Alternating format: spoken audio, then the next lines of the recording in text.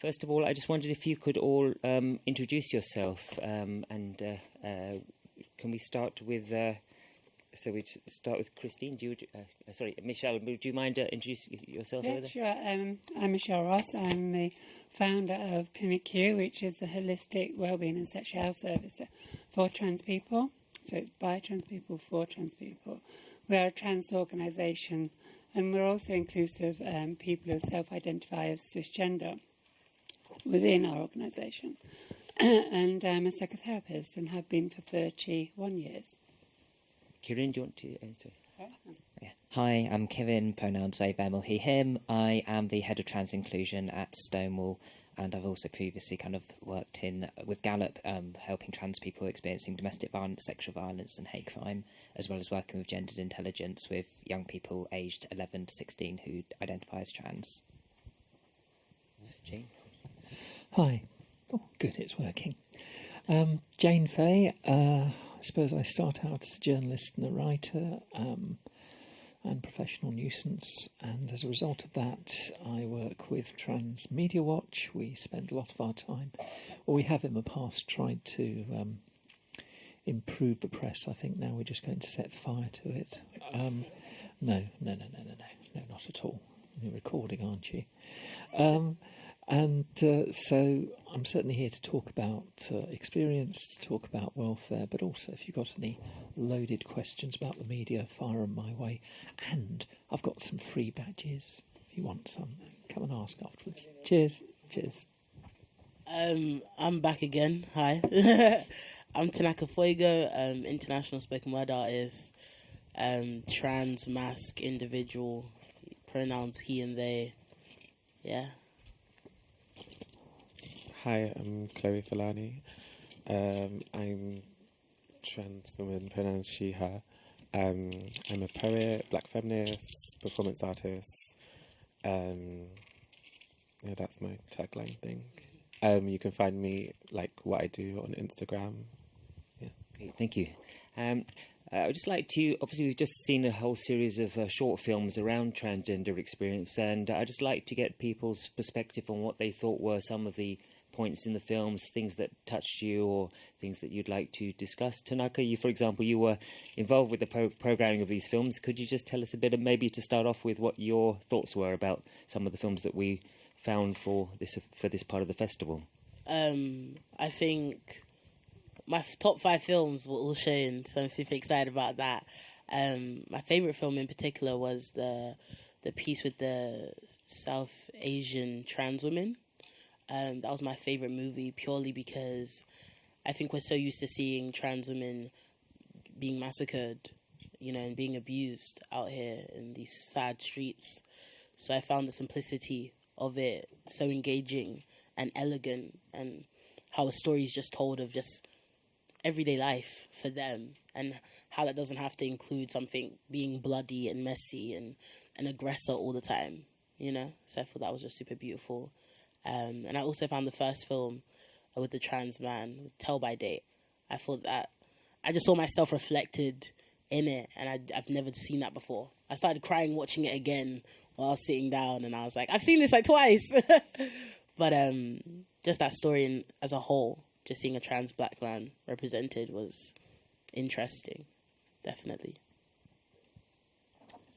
Yeah, I would say I liked the first one as well. I thought altogether it was quite interesting in the context of just like there were some generic tropes, but like I thought it was really nice the way that we saw all these like different ways of using the trans narrative for like a story, which was actually quite exciting because it's like, oh yeah, you could do that, or oh my god, yeah, you could do that. And I thought that was like, yeah, when trans people are involved in the making process, there's like more freedom, and also there's more an interesting creative use of the trans narrative rather than it also being, because also like, yeah, the generic things is important because that still does happen, but there was a lot of flow in those stories, and yeah, experiences that was quite interesting to see.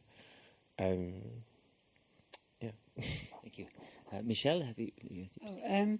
Well, yeah, the first one really touched, the first film, Tell by Date, really touched me in many ways, really, emotionally, and and brought up a lot of areas for me. And I know that in our work at Clinic Q, we work with many people, and I just know that if we start talking about mental health here, that how we can often talk about mental health in an overall term as though it doesn't impact on people who are present in either in the audience or in this panel.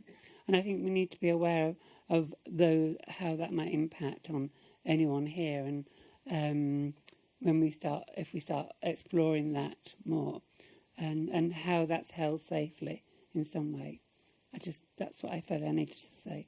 But yes, the first film touched me in many ways, and I know quite a few people in India. I work internationally, and while it was a very positive short film, I agree.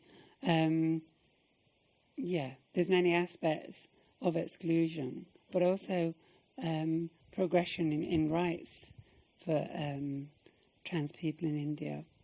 But anyway, yes. Well, it's good to get good at what you thought good and bad about the films. Obviously, it's good to get a bit of perspective or more information about what. Kirin. I liked that in the films it was kind of showing that where mental ill health comes from is from the way that society treats people, not from being trans itself. So I thought that was really important to see. It would have been nice to see some more trans feminine narratives and not trans feminine narratives that solely focus around sex work. Okay, good. Thank you. Jane, would you? Yeah, no, I liked that. Liked it for all sorts of reasons. One is because I review films, and if I've been doing film reviewing 6 years ago, your average trans film was, oh look, here's a trans woman, oh look, all her mates hate her, oh look, she's finally got accepted onto a course, but she's doing sex work, yay, everything's come right, oh, she's dead. And that is what we've tended to do, and that's often been in the hands of people who aren't trans. Seeing it from an outside perspective, it is wonderful to see the inner perspectives. It's wonderful if anyone here's got Sky. It's a film I reviewed way back on Sky Now. It's called Venus, and that is about a trans woman who discovers suddenly that they're actually a dad as well. That's quite good and funny. And I loved also that there are so many more trans masculine perspectives, because of course the obsession of the public, the obsession right now by most newspapers is, there's 2 million or so trans folk. We are a big minority. There's more of us than there are all sorts of communities in this country, but we don't yet seem to count politically.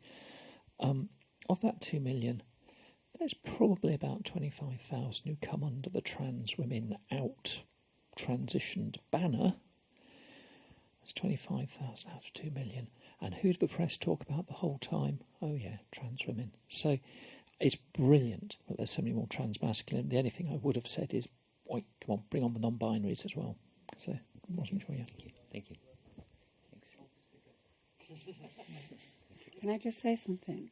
I really liked what you said about how, mental health isn't necessarily within trans people, although trans people, like any other human being, can have various mental health conditions or health issues. But, being trans in itself is not mental health. And it's how society treats trans people, how the barriers that trans people face in accessing healthcare. And often when we talk about trans people and healthcare, people automatically think that's gender care. Well, yes, that's there, but it's all healthcare, primary care, mental health, as well as GPs, which is a big issue really at the moment, and access to hormones. I mean, in terms of the LGBT community in the broadest sense, I mean, we have many different issues and experiences which are unique to us in terms of mental well-being and about the many challenges we faced particularly as children, growing up. So I wondered if we could just discuss, possibly in reflection on those films, what are some of the unique experiences of transgender people as opposed to other LGBT communities, and what are what would be some of the specific experiences, and how can we look after the mental health, for example, of young people, for example? So, thinking specifically about young people, various studies kind of like show different levels of kind of like suicide ideation and suicide attempts, and what always is being found to reduce that is letting kids be who they are, letting them use the pronouns they want to use, and kind of letting them be themselves. And I think that as the trans community, we need to find ways that we enable that, and also enable trans kids to have a voice in what they're saying, so that it isn't trans adults speaking for trans kids, but while not putting them in front of the media and not putting them at risk, and trying to think of ways that we can centre those narratives in a safe way. Because for trans kids, it is really tough. A lot of them have to be homeschooled or go at it kind of online school, because the schools aren't set up to accommodate them. And people think, oh, it's just going to be other kids bullying trans kids. It's not. It is often institutional within the schools that is making it really hard for those young people to participate freely in society, get the education that they need to go on and live whichever life that they want to live. It seems to me there's two major issues facing trans people. I don't know, because I wasn't sort of LGB, so I don't know how well I sort of am, but I haven't had that as a thing held against me. So I don't know how far this is an experience, and you might even be able to say that. The first is, you're not valid. Whatever you're telling us, it's wrong. You'll grow out of it. You'll grow up. You'll learn to be something else. And that's awful. That's really awful.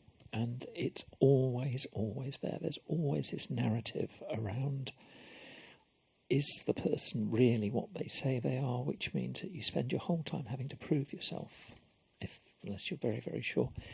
And the other thing is this sense of people coming after you. I mean, it's probably less than I think. I mean, I'm somebody who counts as being a campaigner and so on. And so I've had a torrid 18 months of it.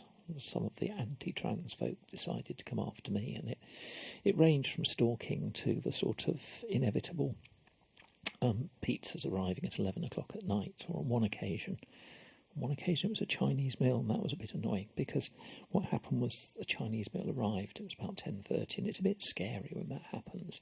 Chinese meal arrived. I said, no, I didn't order it. Third meal this week I didn't order. Sent the Chinese meal away, and 20 minutes later I wished I'd kept it. But that's the thing. But no, it's validity and always being under siege. That's the problem. Tanaka, would you like to say something about? I think every time I've seen a documentary for like trans young people, I think it's always centered around white trans youth. So I feel see, like, I remember being like I remember being 16, 15 when I first came out, and I was on YouTube crazy like everyone else is, you know, when you're starting out for the most part, and I just never told myself. I never heard my story. So then, like, when I went through it and I lived it, it was very much so like I felt very alone in my experience of being this like young black trans masc individual. At the time I was living in America, and that was just another scary thing in itself, with the transgender bathroom bill that had been out for a bit. So yeah, I definitely feel that there needs to be more like POC voices with trans young people. And I think from working with POC trans young people now, I find myself feeling not as alone.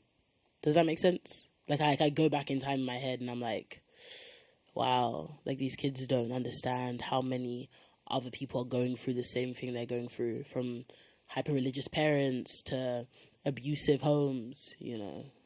So definitely I feel there just needs to be more of a voice for POC trans young people. But just trans young people in general, definitely. Chloe? I feel like everyone's kind of said. I'm not gonna lie.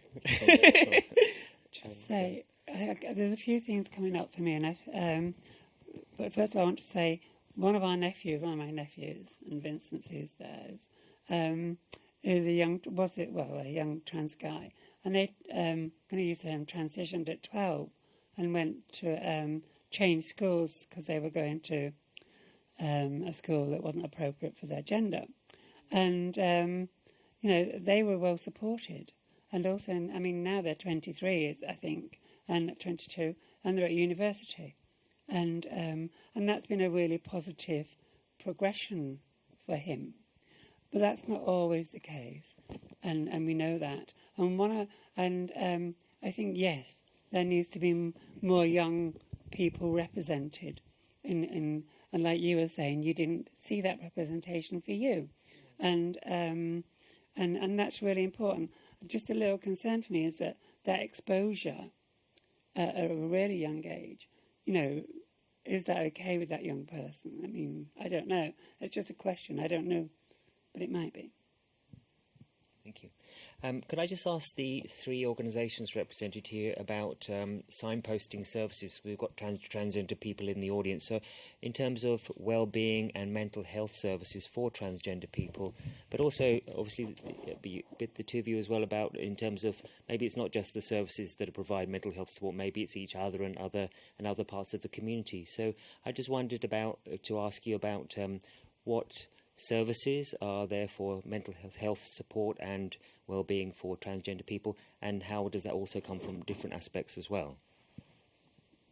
So I was trying to split them up into some easy to think of groups. So I'd say if you're a young person and looking for support in London, Gendered Intelligence, if you're looking for counselling and mental health well-being, Spectra and Clinic Q and 56T all offer free counselling for trans people.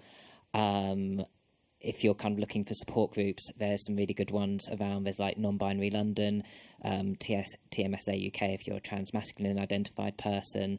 And there's quite a good, so if you go onto Trans Unite, it's a website and it just kind of like lists all the support groups in your area. And Stonewall's website also has a what's on in your area, and you can find that. For people who are experiencing like violence and abuse, there's Gallup, which is an LGBT anti-violence organisation, and if you're experiencing things like homelessness, there's Stonewall Housing and also the Outside Project. So there is a lot in London. We are very lucky in this area. Yeah, I agree with that. You said it all. Fantastic. And I think that's it. A lot of it is concentrated in London, and yet outside of London, do you know many? It depends which area. Wales, there's basically no young person services. No. So, it can be much more difficult or less easy. I'm not saying it's that easy to always access the services you mentioned, but yeah. Many young people come into London, of course, from other parts of Britain as well, and from internationally to London as well. And I think there's a big divide between urban and rural communities. Yeah. Yeah, we're not so much in the business of healthcare or well-being, but that's because we focus on the press, and if you read the press, it really isn't a good place for your well-being. No, that's not entirely fair. In fact, the press is not quite as bad as it comes across, but it's certainly got a lot worse in some respects. There are some newspapers, the Times, the Daily Mail, the Telegraph, the usual suspects basically, who seem to have been engaged in an absolute sort of campaign against trans people, and anything that could be found to say wrong about us, then they'll find it. Now, what we get a certain amount of, and I've realised it's probably part of the well-being thing, is not exactly just chill, but just chill a bit, because we get a fair few people coming to us and going, have you seen what they've written in the press, and what are you going to do about it? Well, the answer is not a lot, because we were very much at the forefront of the Leveson inquiry, which was looking at how bad the press was. Leveson made recommendations which might have made a difference, and then for some reason David Cameron pretty much trashed most of the recommendations, and after which the press have come back with a vengeance. It's a little bit like The Hobbit, after they wake Smaug up. and he's a bit cross, and he goes out and burns down anything he can get his paws or claws on. And that's what the press is like right now. I think the fact that we poked the dragon because we were emblematic of various minorities who are being mistreated by the press. We poked him. He's out. He's after us. So what we are doing, and even if you don't work in journalism, your assistance would be very helpful. We do take forward individual complaints, but as much as anything else, we're now looking to build alliances, build an academic case, because there's a lot of universities now looking at how the press are treating trans people, and boy, is it bad, very bad. And come and join us to do that. In terms of well-being, in terms of the, one would imagine that you'd have support from the LGBT press, and I wonder if that was something that was any different from the mainstream press in terms of your experience. Mostly it's good. There's occasionally... You occasionally get people... I mean, if you discount, there are elements within L and G, mostly not within B, who are very transphobic. But I think they're in a minority. Mostly that isn't there in the press. Occasionally you get people writing about a subject, and this is an issue for any journalist. If you're white, but you've got to write about a black person. If you're straight, but you have to write about a gay person. If you're cis, but you're writing about a trans person, you do get things wrong. Most of the LGBT press, as far as I can see, are trying. They're trying to get it right. And when they do get it wrong, they will learn. Thank you. Tanaka, you mentioned, for example, the well-being of barbershops in your poems. And I just wondered, in terms of your experiences, what different ways of well-being are there in different communities to support, and it might be to do with age difference, it might be to do with cultural difference, or it could be to do with a range of different things around. How do you just personally, how have you found places that support well-being for particular communities? For me, the barbershop, and my barber doesn't care what gender I am. He's like, you want to trim? And I'm like, yeah. And he's like, alright, you got the money. That's what matters. You know what I mean? That encounter. He calls me Biggs, which is like high-key a compliment, high-key probably fatphobic, but who knows? He's Jamaican. So I'm taking it as love. But yeah, I found the barbershop to be a place of just being able to just sit in a chair and not worry about my dysphoria, or not have to worry about taking care of other people. Because I think we think of well-being as like the wide scope, and like everyone in the trans community needs to be taken care of. And when you're always giving and taking care of people, I think you forget to take care of yourself, which is, I found, a problem. But yeah, so the barbershop, I also have to say, like, club nights. I don't know if you're going to bring it up. No? Maybe. You should. You have a different experience because you're in it. But I found myself, when I moved back to London, being able to go to night gatherings, as you'll call them, despite being drunk, was a great place to just free my inhibitions and to meet like-minded people who didn't care. I think that was the key for me. I just need people in my life who don't care, you know? Because I think being trans sometimes is so magnified, and I'm a trans poet, and it's like, I'm just a poet, and I just happen to be trans. And I think sometimes that's what people need. That reminder of it's not all of you. It's just a part of you. In terms of when we had the Two Black, Two Queer events, one of the performers mentioned that actually speaking on social media was their way of mental well-being support, and I thought it was quite interesting as a kind of possibility of, for many different reasons, that's a kind of complex issue. But I wondered if that was something that you engaged with in terms of support as well. Definitely. I found Instagram. I found like a hub of people. Last night I was at a trans man's 1 year on tea party that I met on Instagram. And that was, do you know what I mean? That would have never happened if I hadn't met him through Instagram. But I find the good comes with the bad. Do you know what I mean? So it's having that healthy dialogue with yourself to see if right now is Instagram or social media period something that's helping you or hurting you. Because as much as I get love and appreciation, I've also got like weird ass, like you're sick in the head, you're disgusting. I have like a little highlight reel called Nudes, where I just put my nudes up because I think I'm amazing. And I get comments on that daily, good or bad. And I find that having to remove myself from that space is sometimes important and key to my own well-being. Thank you. Chloe? Yeah, I would definitely say, from what Tanaka was talking about with club nights, or just basically spaces where, you know, it's maybe more queer focused and queer trans focused. So like there's a night called Pussy Palace that I sometimes do door work for, but I've seen their growth, and they started doing like taxi funds for like trans people or trans people that may be at risk when traveling. So that's like loads of ideas that have gone into all different types of spaces from that, just not just the club night, but like holding events and so on. And yeah, those spaces can be really good, especially when you are maybe like working a tough job where your transness is always on radar or some stuff like that, and then you can go into a space and just like enjoy your night. And I think that's a very like continuous thing that like the LGBT community has done consistently, of kind of taking themselves out of the sort of like cis het patriarchal normatives of the world to like find space and freedom. And then with me more precisely, I found like my sisterhoods in black women, cis or trans, to be quite fruitful and beneficial for me. And it's also like for my reality, I feel like my blackness also comes quite first almost in a lot of things, and everything does intersect, but that can, I don't know, when I'm in those spaces, I'm not constantly thinking about my transness. And those sisterhoods, there's a lot of understanding and care and conversations around, you know, these systems that we've learnt to be brought in.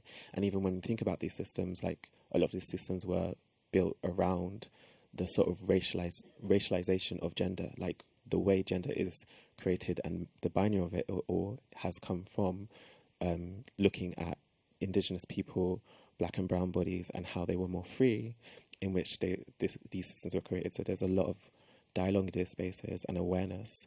And so like, yeah, for me, that's always gives me so much more like freedom of like being and life. And I don't know, yeah, I can go from like being quite miserable at home and find freedom and just even conversations on the phone with friends. And yeah, those are most of my people in my circle.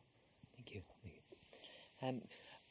As you're all positive role models on the stage, I wanted to ask you personal questions and about how you look after your, I mean, it ties into what you've just said, in terms of how each of you look after your well-being and some of the challenges you may have faced and how you've transcended them as individuals or are continuing to transcend them, and about how advice you might give to people in the audience around how to look after your mental well-being. Kieran, do you want to start? Put you in the deep end. Okay. Give me 5 seconds to think. I think that self-care can often be seen as a really capitalist endeavour, and I don't think that's what self-care is. Self-care isn't always going out and getting a lush bath bomb. I think that being trans in itself is like one of the most ultimate acts of self-care, because it's saying that you love and accept yourself despite having maybe been told by society that that's not who you should be. And I think community care comes in really important, of kind of like loving other people. And it is really difficult to love yourself. I know there is that kind of famous RuPaul quote of how can you expect people to love you before you love yourself? And I have something like that. And I think that's fundamentally wrong, that loving yourself can be one of the hardest things to do, but that we can all extend care and compassion to each other, even when we're kind of not feeling it for ourselves. And it's through coming together as a community and doing that we can maybe start to heal and have that love for ourselves. Love isn't for everything. Love can't heal mental health issues, but it is the foundation that I think it needs to go from. And then from that needs to be action and actually sorting out the situations around and fighting for them, fighting for us to have the ability to walk down the streets without feeling fear, to be able to engage in society, to just live a free life without fear and intimidation. That is what is core. and having that self-autonomy and recognition within society and acceptance is what is key to then being able to love ourselves and heal and move on to build a really positive society, because trans people know a lot of stuff from our experiences as being trans, and I think the whole world could benefit from listening to that. So personally, thank you. Sorry. So personally, what do you? I'm just like drilling down to personally, what do you to make your well-being better, personally, or to maintain your well-being? I binge watch Nordic noir crime films on Netflix when I'm feeling really miserable. I just sit and do that, and that's what makes me happy. It's very individual for everyone. Exactly. Yeah, that might not be the thing that really makes you happy, watching murders on TV, but it does it for me. Fair enough. Well, I can relate to the Netflix, and not so more about the murders, but definitely the Netflix, and just zoning out and not having to think about something, just watching crap telly, or watching Pose quite a lot. And so, yeah, and I often focus on others' self-care, and others' issues. And for me, I don't always take care of myself in that way, other than like watching Netflix. And I've got an allotment, so when I go into the gates of the allotment, that's it. I don't think about anything else but I'm growing there. And, and I don't usually use this term of transition, because it wasn't for me going from one place to another. But I started that in 1969 when I was 19. So I'm also a person of age now, elder person.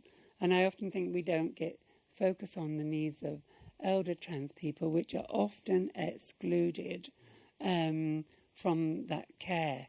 And I think a lot of older trans people haven't known how to self-care, really, and haven't often grown up with that support around, because there was no support, no groups, no nothing many years ago for trans people. And so I do think about self-care. And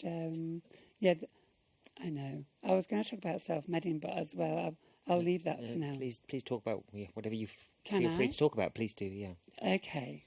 Because I know we've not really mentioned about self-medicating, and for us as a service, we see a lot of people who are self-medicating through a lack of access to hormones and other things as well, but hormones. And self-medicating, accessing hormones either on the internet or another way that is not under some kind of care and or looked at in a more healthy way sometimes. And I completely understand why people do it. Definitely understand that. And so there's also something about harm reduction, and it's important for us to, as a service, Clinic Q, and other services, to look at how people can do that self-medicating safely. And I just needed to say that. So anyway, yes. Jane? Yeah, I was going to say a little bit about, there was a time when I would go online a bit to, I don't know, to find other people to chat and so on. But more and more, I'm moving away from that. If I wanted to sort of sit in a room and have 24 people shouting at me, then I wouldn't need to go on Twitter or something like that. So there's certainly, and I think there are dangers that people get isolated and then they go out online hoping to find support there, and what they find there is far less supportive than they expect. I mean, at its best, some social media are brilliant, but honestly, I used to try and engage in debate, and there's people out there who are not remotely interested, so block and block often. Beware the self-appointed heroes. I'm fed up. I curate my timeline very, very carefully, and I don't want hate popping up in it, and I don't sometimes even want bad news. And there are people around, and you would probably know the sort of person, and you could probably do you psychoanalyse? I don't know what you do to them, put them under a microscope or whatever. who have to come onto your timeline and say, Jane, have you seen what's happening? No, I haven't seen, I don't want to see, I don't care about it. Will you just leave me alone, okay? And if you find it disastrous, fine, you go and do something about it, but I can't solve everything. And therefore, that is the thing about taking care. And that does bring into what you're saying, look after yourself. I used to be very involved in looking after other people. I think there is a besetting sin there that you spend your life looking after others. Now I'd say my focus is a cat and family, although I don't have much family because one side of the family was immigrants and the other was an only child. So there's not much family in the cat. God. I came back the other night to find, thankfully, on the tiled bit, but not in the cat tray, more diarrhea than any cat has any right to produce. So, but I love him really. I love him really. So what I do is I go out, I involve myself with the community, and not the LGBT community, the community, people locally, and I get involved in writing, and I get involved in performing, and that's connecting. So I think, was that one of the signs you talked about? Connect. And I guess that's what I do. Thank you. I feel the best way to take care of myself is sitting in bed watching Netflix. Murder. Yeah, I'm into that. I'm into it. I can't lie. There's something so scary. Watching it, not doing it. I've been tempted. No, I'm joking. No, just watching it, definitely. I love watching, like, British true crime stories about stuff that happens in, like, Nuneaton, even though I'll never go there, you know? Other than that, I think for a while, definitely last year, in summer especially, I found myself, like, homeless, and I found the best way for my well-being was, like, getting drunk every night and just doing random stuff. That isn't the best way to take care of yourself. Alcoholism is not cute. But at that time, I felt like that was the best way I was doing it. And obviously now I found like better and healthier coping mechanisms. So, yeah, definitely. Thank you. Chloe, how would you add to what you've already mentioned? Yeah. I'll say, like, I guess in a trans-specific way, I look for media representation of trans women, more specifically black trans women, because it's kind of like, it helps you reinforce that, like, okay, there's other women like me that exist, and they're living lives, and, like, it's not always, like, struggle, or, because, like, they're performing on TV, and then that's, like, a great way to just sort of, like, sit yourself almost, like, outside of your oppressors, and, like, not almost feel into the victimhood space. And then I've really been, like, I'm a massive person on self-care, so, like, thinking about, like, what gives you energy, and for me, I'm not an introvert, I'm more of an extrovert, so, like, going out and, like, meeting friends, especially good friends, good energy people, or having, like, good hour conversations with my friends on the phone, that can, like, really boost my energy. Like, I'm not someone who can, like, read a book, like, for, like, 3 days straight, and, like, that actually drives me a bit crazy. Yeah, I really enjoy, like, being with other people. It really helps vitalize me. And yeah, I think I, like, really believe, like, everyone does have, like, different forms of it, and of how you take care of yourself. And sometimes it can be, like, a quite, like, obvious thing of, like, buying a bath bomb or whatever. I also very much into self-care in the context as well, like, when I think about Black history and, like, African people, like, the way we take care of our hair, we don't just wake up out of the bed, like, it's not like a Beyonce song, and look good, and there's something really powerful about that.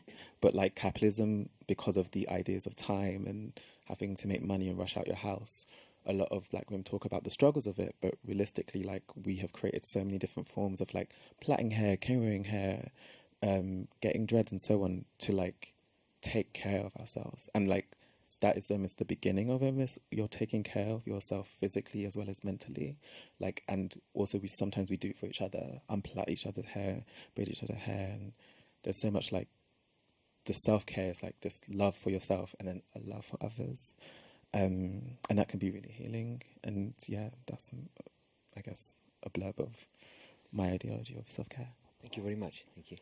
Great. Shall we open it to the floor? Would anybody like to ask any questions of our great panel here? Two microphones, okay. Hi, my name's Josie, trans woman, she, they. Prostate cancer I have, and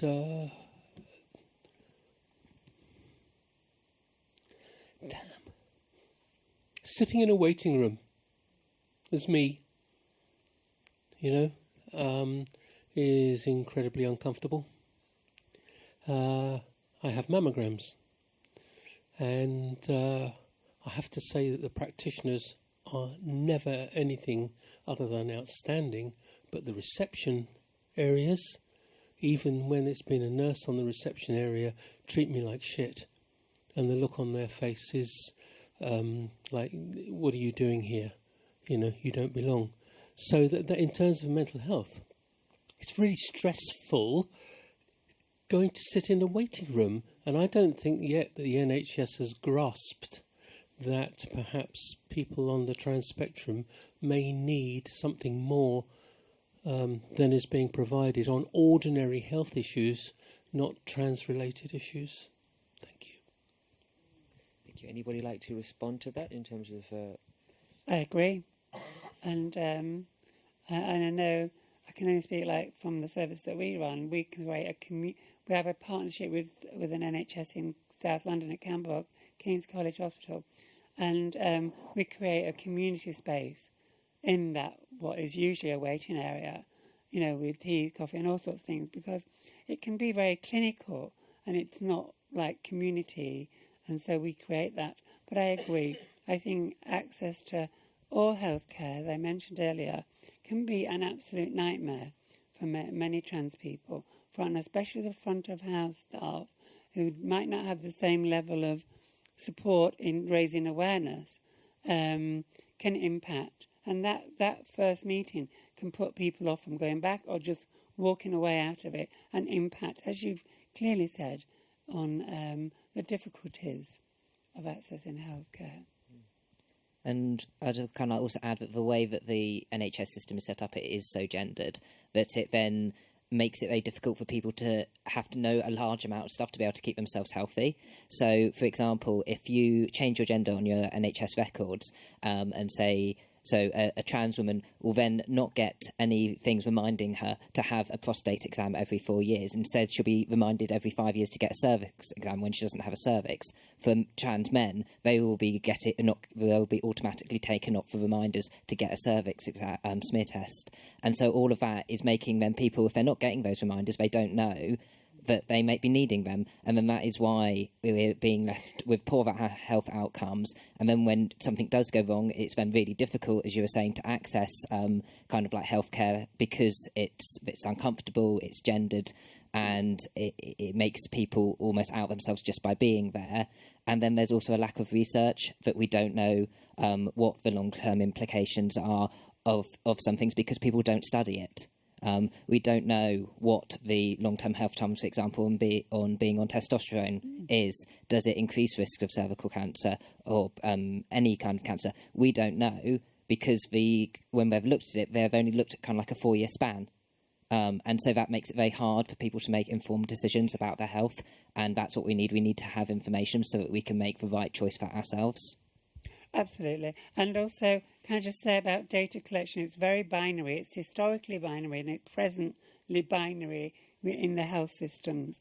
And when you only have a binary data rather than a wider data, trans people are invisible. Our health needs and well-being needs are invisible because of the lack of research, because of the lack of this is what the healthcare and data is everything these days, especially, but also it continues to create this binary system. So non-binary people and wider trans people, all trans people, the health issues, and it's really, we are working on.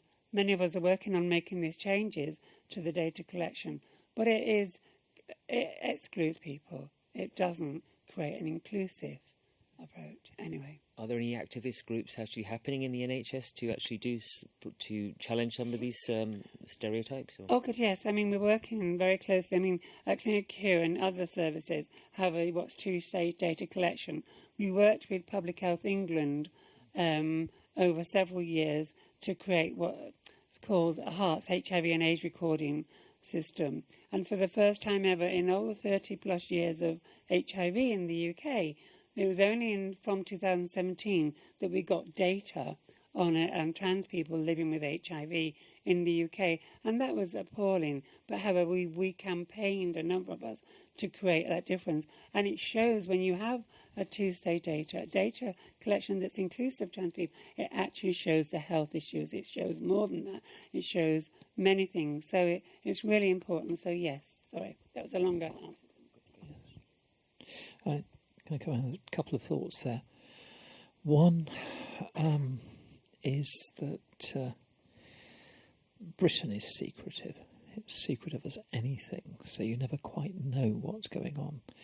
I mean, I wrote a book a year ago now, I can't remember. Lose track of these things. In it, I told the story of a young trans woman who died. She wasn't killed because of her GP, but her GP sure as hell contributed to it by being very, very hostile. So I wrote to various people, can you comment on this, being a good journalist? And the GP, rather than giving us something that we could all learn from, first thing he wrote back was, you publish my name and you'll be hearing from my lawyers. So, of course, the publishers aren't going to do it. Now, what that means is that in the NHS, and somewhere relatively senior, is a GP who, as far as I'm concerned, is implicated in the death of a trans woman, who really should have learnt something from the way he acted, and nobody can know who he is. I mean, one day on a platform like this, I won't do it to you because this is probably filmed by Lambeth. I'm just going to say his name is, and then you'll have to bin the tape, or you'll have to bleep me out or something. His name is beep, whatever. So the secretiveness is part of it. And the other thing, which is really quite disgusting, is you come across particularly groups like the anti-trans segment of Mumsnet. Mumsnet as a whole is okay, but the anti-trans segment is vile. And they spread myths, and one of the myths I've seen on there is about a practice somewhere. You never know quite where the practice is. That's how these myths work. It's about people who drive to Kansas, with their grandmother strapped to the roof of the car, which apparently also never happens. But the myth is about a practice somewhere or other in the UK where at least 3 trans women demanded to be given cervical smears because it would validate them as women. Now, there are very, very few GP practices anywhere in the UK that have 3 trans women in them. And the idea that even one trans woman would be stupid enough to sort of say, I've got to have a cervical smear.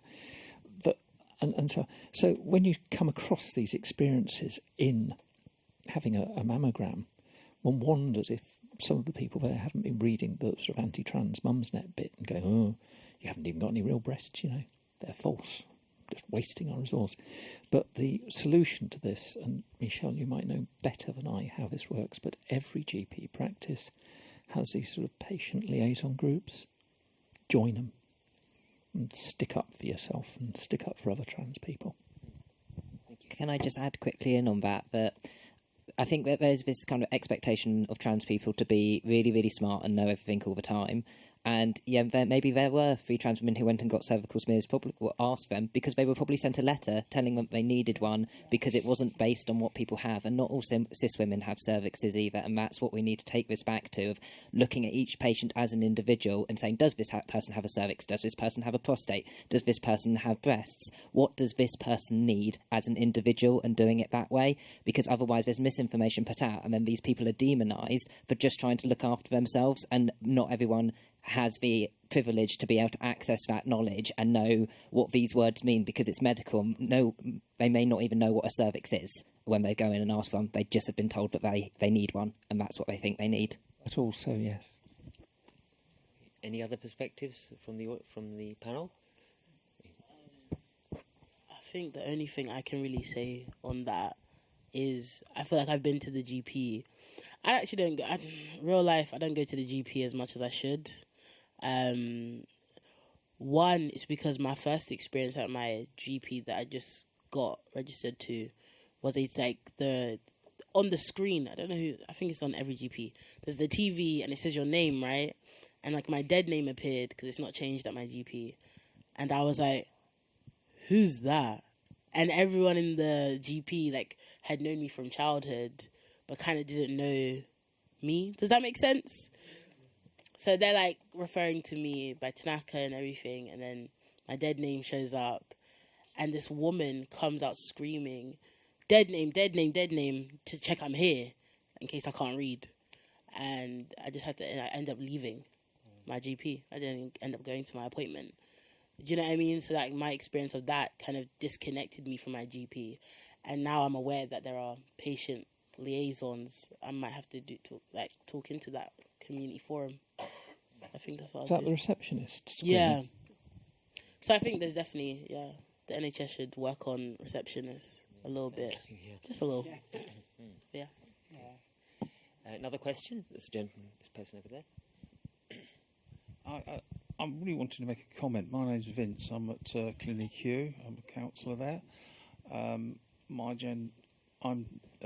cisgendered and my pronoun's he. Talking about going on GP councils or committees or anything or complaining, can you pressurise your GP to look after trans people that want hormones? We've heard about the self-medding, but why is it the GP's waiting 2.5 years until they sign the prescription for a person that wants hormones? And I think it's appalling. I don't think they're looking at the risk side of people not having hormones. They're not looking at the stress. They're not looking at the likelihood of perhaps suicide and so on. Or loss of relationships, the whole thing. We see it in Clinic Q. And it's getting worse. When I started 7 years ago at Charing Cross, and I'm only going to talk about Charing Cross, the wait was 11 months. It's now 2 years for your first appointment. These people are supposed to be looking after trans people's mental health. And what they're doing is the reverse. So can our GPs sign those prescriptions, please? You know, they've got to sign them anyway because the psychs don't sign them. So let's turn this around and say, give us what we need. So currently, the guidance that all GPs follow say that they can do this thing called bridging prescriptions, and that is a prescription for hormone replacement therapy between you coming to them and you getting through to the end of the waiting list. And there is a really good organisation that's run by 2 trans women. It's called the Queer Care Network, and what they do is they are medical advocates, and they will go in with people and advocate for them. But the problem is, it's 2 people. There's a whole country of problems. There is also the Intersex and Trans Healthcare Hub, which grew out of Action for Trans Health, and that's now set at the Outside Project in Clerkenwell. And so they are starting to organise around that. But again, it's all about having to have a really good ability to advocate for yourself, being able to access all of this information and understand it, know where to find it, and go in and find a GP that helps. And if you've got learning disabilities, if English is not your first language, if you just have a really awful GP and there's no one else in your area, you're stuck.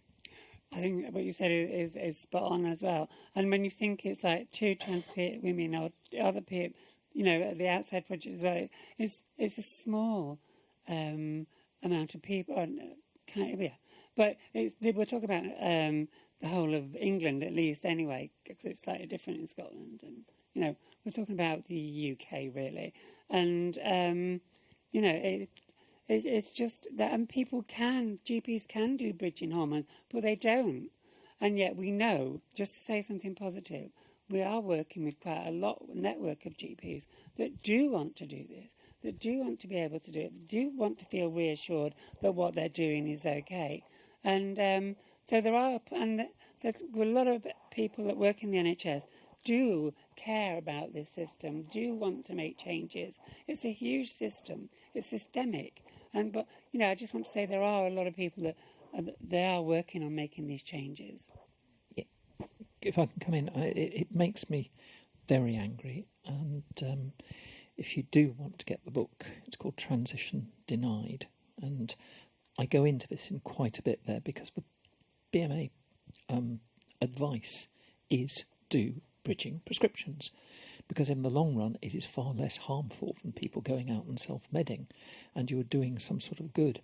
And the reason that GPs won't do it, as far as I can see, is two or threefold. There's religion and politics. There is, and it's not restricted to one religion. It may be it's the evangelical Christians. It's the traditionalist Jewish people. It's the more sort of conservative Muslims, and I suspect every single religion is the conservatives go, oh, no. You start out whatever gender you are, you finish whatever gender you are. Or, more recently, it's people who get into this sort of politics of trans is just an ideology. And I think almost everybody here in this room knows darn well it's not an ideology. And then there's fear. I was reading a defence by a GP, and again I cite this in the book, as to why GPs don't do it. They're afraid of getting sued. Absolute bloody bollocks. If anybody's going to sue them, it's going to be trans people for not intervening. But of course, what they're afraid of is if they don't intervene, chances of being sued are negligible, and because you can't name them. Whereas if they do intervene and something goes wrong, whatever. And it also links back to research. Hormones for trans people are off-label, as in they've not been researched for that purpose. They're almost never going to be on-label, because to get on-label, there has to be a research product and project carried out. We're too small a market to do that. That said, between 1 in 4 and 1 in 2 medications prescribed in this country are off-label. Because what happens is someone invents a drug, they have 20 years exclusivity on it, and in that time they've got to get it tested, which takes 4 to 8 years. That gives them 12 years to earn back their stuff. And if after 8 years somebody says, oh, your drug is also good for so-and-so, if they put it back into testing, their 12 years to make money goes down to 10 or to 8 or to 6. So most drugs, many drugs in this country are off-label. GPs are very happy to prescribe off-label drugs to cis people. They're not happy to prescribe them to trans people. And I think a lot of that comes down to the gender identity clinic model. They hold a lot of power and they do not want to give up that power. That if we empowered to have a primary-based model where people could self-define and give informed consent, rather than this whole idea that you have to fit a tick box of certain experiences for someone to say that you are trans enough to have these things and keep on having to go in and see them. So you're trans enough to go get hormones, you then have to go see another 2 people to get a signature to say you're trans enough for surgery. And it's kind of like, well, you've made a big mistake by the 3rd surgery if you're still needing to sign this off and you go, well, you're not trans enough now. It's ridiculous, and we need to take it back to primary care and empower trans people to be able to say we are who we are, give us the healthcare that we need, rather than waiting for 3 years for a cis person to sit in a room with you for half an hour and decide whether you're trans enough or not. Thank you. Yep. We've got couple of more questions. It's fairly recent, isn't it, that the mental health unit no longer is supposed to be the gatekeeper of us trans people who want to transition. However, they've changed the name, but they've not changed the process. So it's still the psychiatrist who decides whether or not, in their opinion, as you put it quite lovely, am I trans enough to actually access further kind of treatment. It's not a mental health issue, yet it's mental health professionals who gatekeep. One of the ironies is that I know that I'm being measured, so I do not share my other mental health issues with them, because I fear that if they knew about my PTSD from my workplace, which can be triggered by the way I'm treated as a trans woman, once the box is open, Pandora's box, everything can come out. I haven't told them of my other mental health issues for fear that will prevent me getting to the goal that I wish to and possibly will never get to. I'm 68 now. I've been under that clinic for 4 years. Nothing.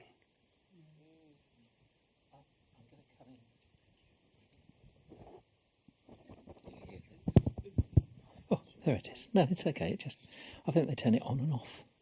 They turn it on and off at will. I wish someone could do that with me.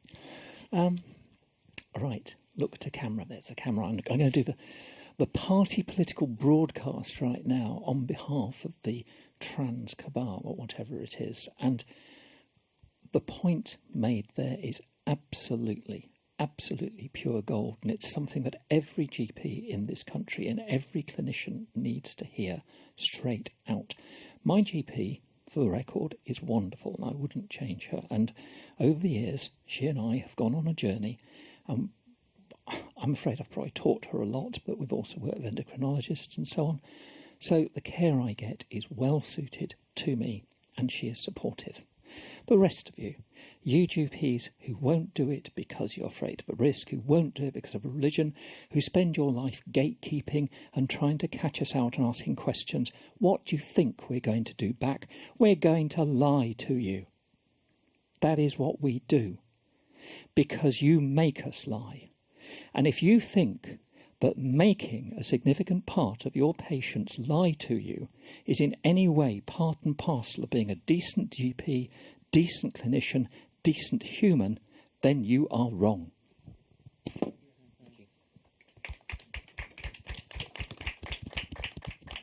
you. We've got one last question at the back there. Hi, We're running out I of am time, Kunal. I come from India and not from a big city like Delhi or Mumbai. I come from a very small town and I'm a pediatrician here. So my question is, I see so many children in my city, in my family, who are realizing their gender and going through this gender confusion. How do I make parents of these children realize to acknowledge that their child is going through a confusional phase and they must seek help, or at least acknowledge the fact that their child is going through this phase, and instead of just giving it to the stigma, giving to the pressure of the people of the society, to seek help for their own children? How can I sensitize parents? I think specifically in that context that you've talked about, that I think kind of awareness of history and awareness of how transphobia is a colonial import and a violence against Indian people that has been brought over by the British, and actually going back and saying, actually, this isn't something that's strange. This is something that has always been here and it has been beautiful, and that these people like your kids have been important parts of our society, of our culture, going back for thousands and thousands of years, and letting them see that. And then also just encouraging them to listen to their children. The kids know what's best for themselves. Listen to that and give them support to be able to listen to their kids.